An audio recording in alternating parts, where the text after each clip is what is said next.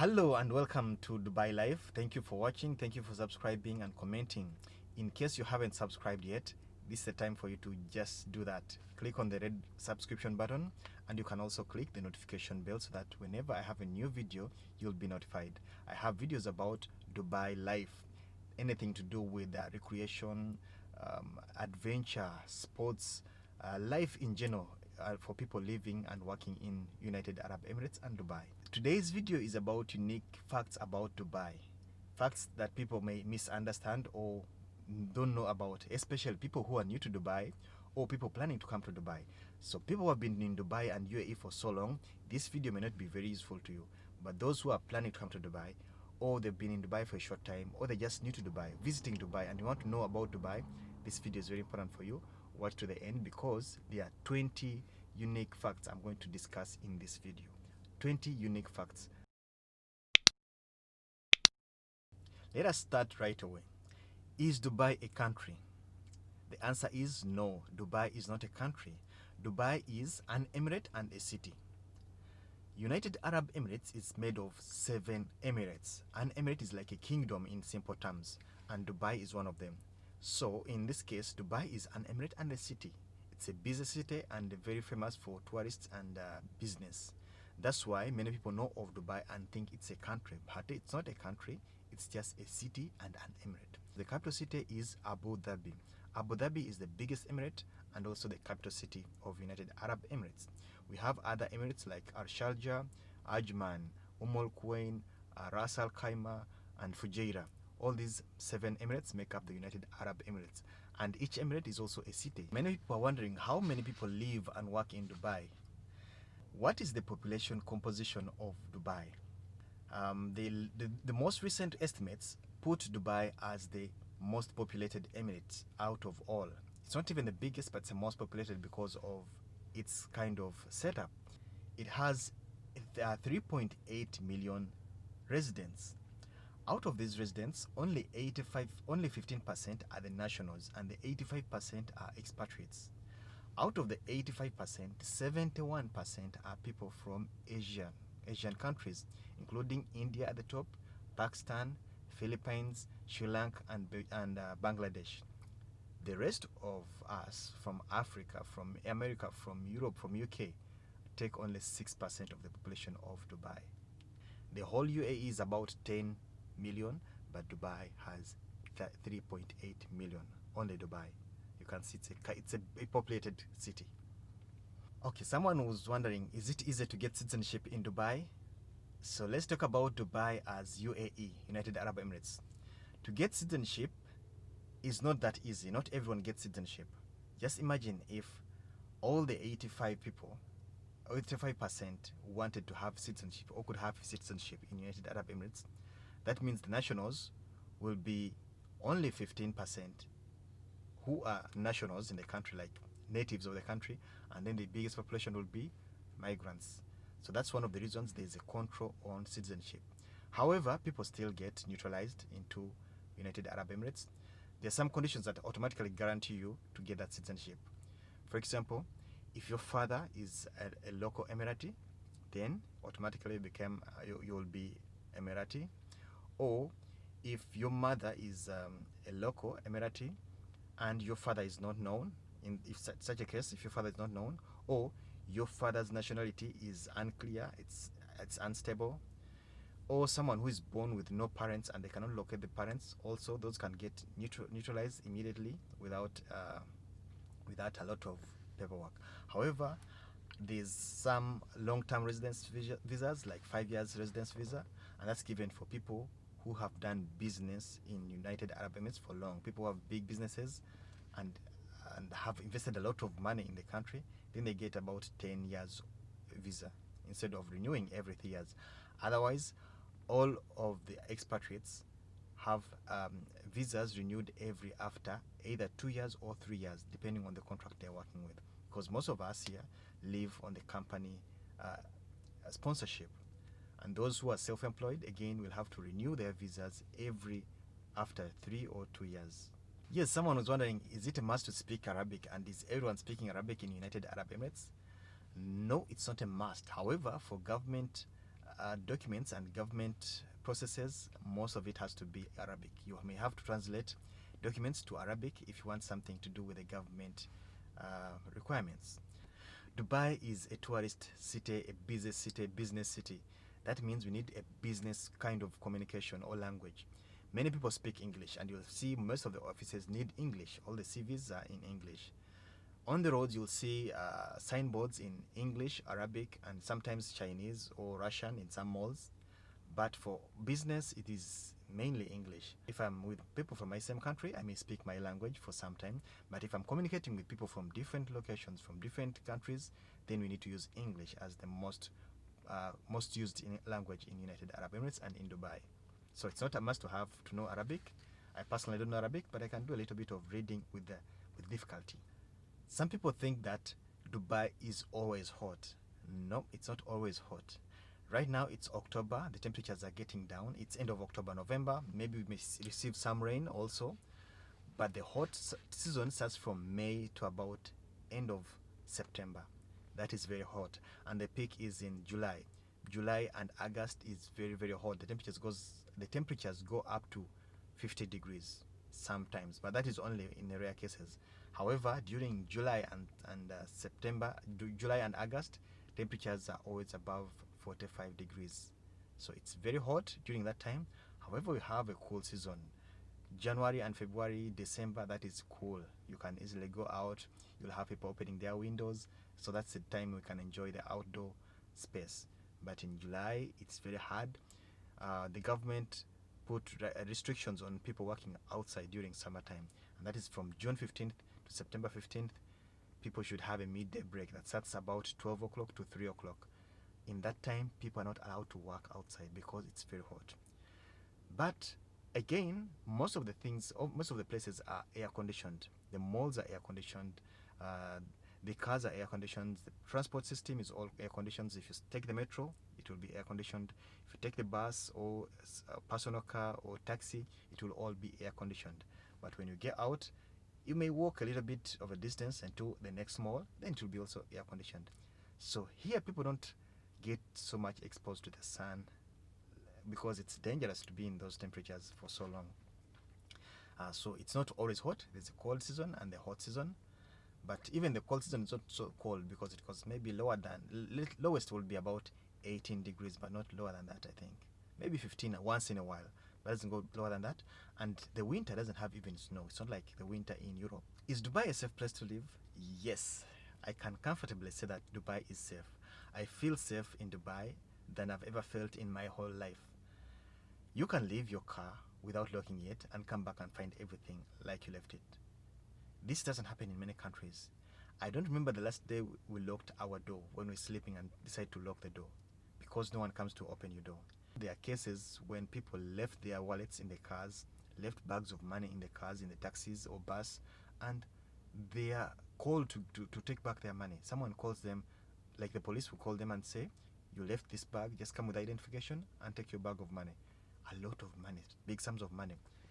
So many cases of taxi drivers picking that money, people working at the airport picking that money, or jewelry and so many expensive things that have been left, and people pick them and reunite them.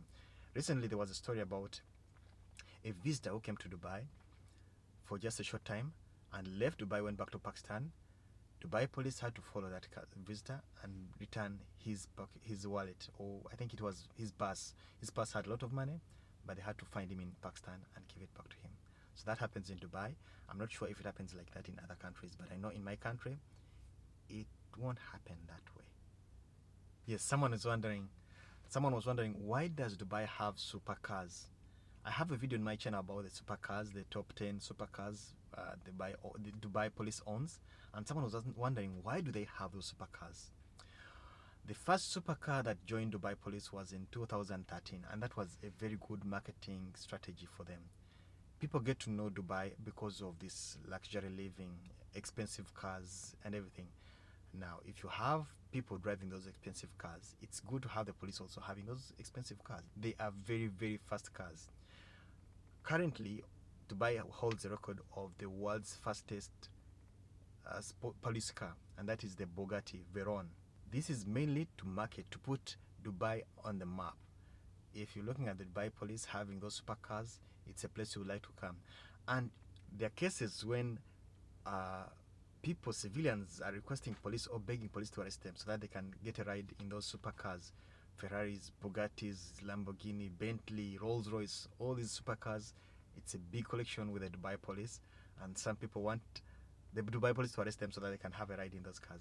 But we've seen people taking selfies around those cars or with the police. It's a friendly police. They're just trying to show the world that we have a friendly police, but they also do their work. So when it's time for work, it's duty, but they're also friendly. They can, relate with the people, with the visitors, with the guests and tourists, in good terms. Is everyone in Dubai rich? No, not everyone in Dubai is rich. People earn differently. There are some investors who may have a lot of money. There are some rich nationals who have a lot of money, maybe inheritance or maybe big family businesses. And there are expatriates who have got high paying jobs. Those are rich people. However, we have people who are earning less, who are not earning that much. People doing the low jobs, the jobs on the low scale of payment. People doing different jobs but that are not paying that much are not rich. Even some nationals are not that rich like others. So it's varying. We have the rich, extremely rich people, and then there are some people who are not that fortunate. I can't call myself rich because I struggle to live month to month. There's rent to pay, there's a lot of things to do. However, some people who have their own houses, they collect rent from us, are the people who you can consider rich. But not everyone is rich. Some people are living in shared properties like bed spaces. Those are not people who are rich. But we also live in Dubai and we work and have a living, a comfortable living. At least you have enough to live, to sustain your life, to do shopping, to have that comfortable life. Sometimes it's better than what would have home doing the same. Yes, and someone was asking me, how is life-work balance in United Arab Emirates or in Dubai? Wow, it's a tricky one. But what I can say is, if it's work, it is work. You expected to deliver at least 80% of your work. At least. Many countries you can go away with 50%. I know in countries, some countries, I won't mention the countries, people will come to office, pretend for some hours and even leave early, go for lunch. It's like slow kind of business. In United Arab Emirates or in Dubai, people work. People do work when it's work. If you sign in 8 hours, the 8 hours you'll be working, and maybe you have your hour break or your tea breaks, but when it's work, it's work. Otherwise, you won't be paid for coming around to just sit and go back home.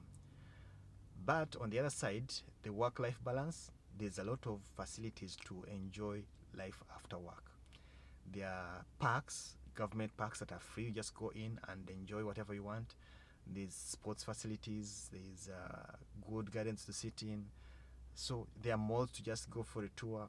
There's a lot of things in the United Arab Emirates or in Dubai that can help you relax on the weekend. The beaches, the government beaches are free for anyone. You just go in and do your swim or whatever you want or relax. So this gives you time. If you have a day off, everyone at least will have a day off, either once a week or twice a week.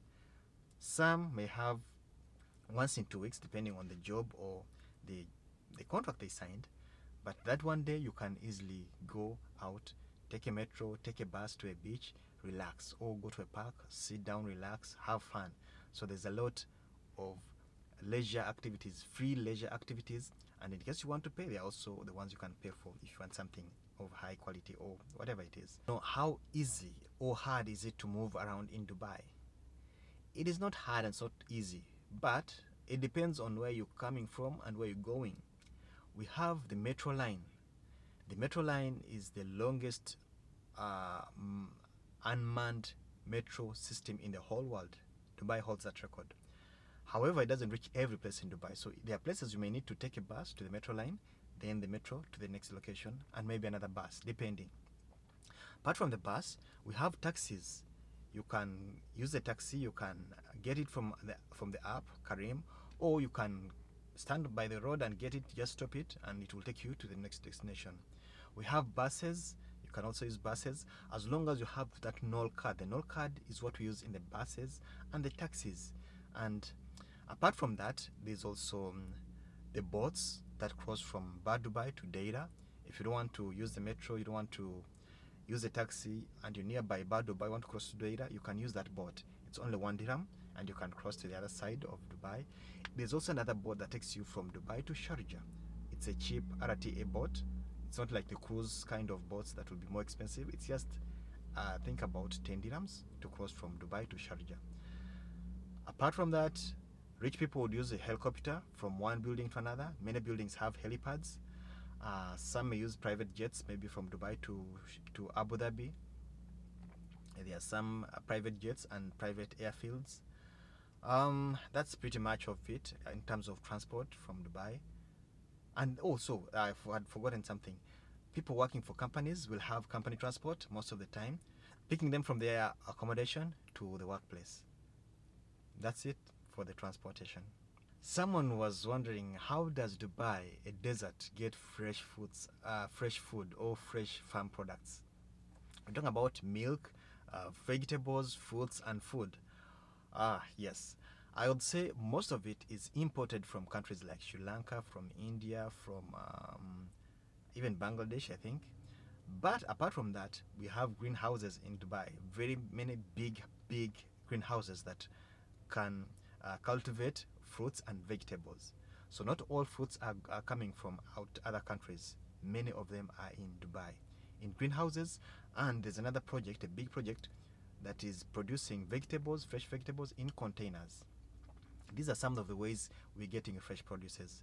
There are big dairy farms in United Arab Emirates that produce milk, yogurt, and all these dairy products. And these farms are air conditioned, because the summer is so hot. These animals will not be comfortable to produce anything if you don't have them in air conditioned or comfortable conditions. So these farms are well taken care of. That's why we can get milk and all these fresh products in Dubai, United Arab Emirates. Well, the population is too big. All that is produced inside the country cannot supply the whole population. So that's why this is supplemented with imports from India, from Pakistan, from Sri Lanka, and these countries that are farming. Another question was, is everyone in Dubai a Muslim? No. I am a Muslim, but not everyone is Muslim. Dubai is open, and recently they celebrated a year of tolerance. This was 2020. Yeah, the same year is a year of tolerance. Dubai is a friendly country, a friendly city that allows everyone to come in with their religion, with their belief. There are no restrictions on religion or praising your Lord in whatever religion you believe in. So people from every religion are welcome to Dubai. So there's no discrimination if you're Muslim or Catholic or Protestant or Hindu. All people are free to praise or to worship whoever they believe in. Recently there was a church, the first church built in Abu Dhabi, and I think it was paid by the government to build a church in Abu Dhabi. Who would think of that? A Muslim country building a church for Catholics. I'm not sure if it's Christians or Catholics. I'm not very sure of that. But it is a church being constructed in Abu Dhabi by the government. So not everyone is a Muslim, and everyone is welcome to Dubai. As long as you have your right visa, your right proper documents, you can come to Dubai, live, work, stay, do business, anything, as long as it's legal in Dubai or United Arab Emirates. Someone else had another question. Can you buy alcohol and pork in Dubai? Yes, the answer is yes. There are some supermarkets that will sell pork in Dubai, and that corner will be special for pork, and they'll have a big label, non-Muslims corner. So that means Muslims will know that this corner I shouldn't go there unless, you shouldn't go there because you're a Muslim. You won't expect it to have pork, to buy pork, so you won't go there. And for the alcohol, you need a license to buy or to transport alcohol. Everyone can get the license if you are above the age of 18, and you may need a no objection letter from your company or from your sponsor sometimes, but I think people can get that without even that requirement, without the NOC. So if you're caught selling or transporting alcohol illegally, then there's a fine, there's a penalty for that. However, if you have your license, you should not also cause any harm or danger to the public or to property. You should drink and sleep at your home. But if you cause any danger, if you cause any trouble to others because you're drunk, then you'll be penalized. You'll be having a punishment for that. So there's a license if you need it. There are some hotels that have license to sell alcohol. You can go and drink there, or you can buy if you have a license and drink from your home. But if you do it illegally, you'll be arrested and you'll have to pay some penalties. Yes, I think this is also coming from what people see. Someone asked, is it legal to have exotic animals as a pet? In the past, many Arabs or many locals were seen with these exotic animals, the tigers, the lions, the cheetahs in their cars, driving around in expensive cars. In the past, people had the animals, but now there's a new law that bans owning or dealing in any of the domesticated wild and dangerous animals. You cannot own a tiger now. You cannot own a lion. You cannot own a cheetah. It's not allowed. It's illegal now in Dubai. If anyone has them, they are allowed to donate it to any of the zoos. We have Al Ain Zoo. We have Dubai Safari Park. That's where they should be kept. How they are not allowed to be at home with people. This is not allowed anymore. It used to be in the past, but now there's a ban on that from the government. On the other side, for the normal pets like cats and dogs, everyone is free to have their pet as long as they take good care of it. And also, the regulations or the guidelines may vary from building to building. Some buildings may not allow pets for their reasons. So if you have your pet or you're going to rent somewhere, you need to find out if the community or the building allows pets. If it doesn't allow, you may think of going to another building that will allow you to have your pets. Not everywhere pets are welcome. Some places the pets are not allowed. Oh, this is another question. Is prostitution legal or allowed in Dubai? No, the answer is no, and I don't think there's any country that has prostitution as legal. However, Dubai being a city with so many men, because it's a working city, it's a busy city, you'll find that over 70% of the people living in Dubai are men. That gives prostitutes a chance to do their business, but it's illegal. If you're a prostitute and the police gets you, you'll go to prison. So do not think that because people are going away with it, it is legal. They are there, but it's illegal to do prostitution in Dubai. Even marketing prostitution online, there's a big fine of not less than 100,000 dirhams or jail sentence. Prostitution is not legal in Dubai. It is a crime and it has a penalty of either money and jail sentence. How is shopping in Dubai? Yes, there's a lot of shopping in Dubai. There are many malls where you can do shopping if you are at that high end, and there are many discount shops where you can find things at a lower cost. So it depends on what you're buying and what you're doing in United Arab Emirates. If you come to Dubai for just a visit, well, you may have some money to spend in a mall, but if you're living here for long, then you may reconsider what you do your buying. There are some supermarkets that can give offers. They are special offers, seasonal offers. There are packs that can be bundled to have a good price. We have vegetable markets, we have poultry markets, we have meat markets. So sometimes find out where you can get things at a good price so that you can save some money for whatever needs you need in future. But shopping is available everywhere, from groceries to supermarkets to discount shops to malls. You can find what you need in Dubai. You can do also online shopping. There's a lot of online shopping happening now after COVID lockdowns.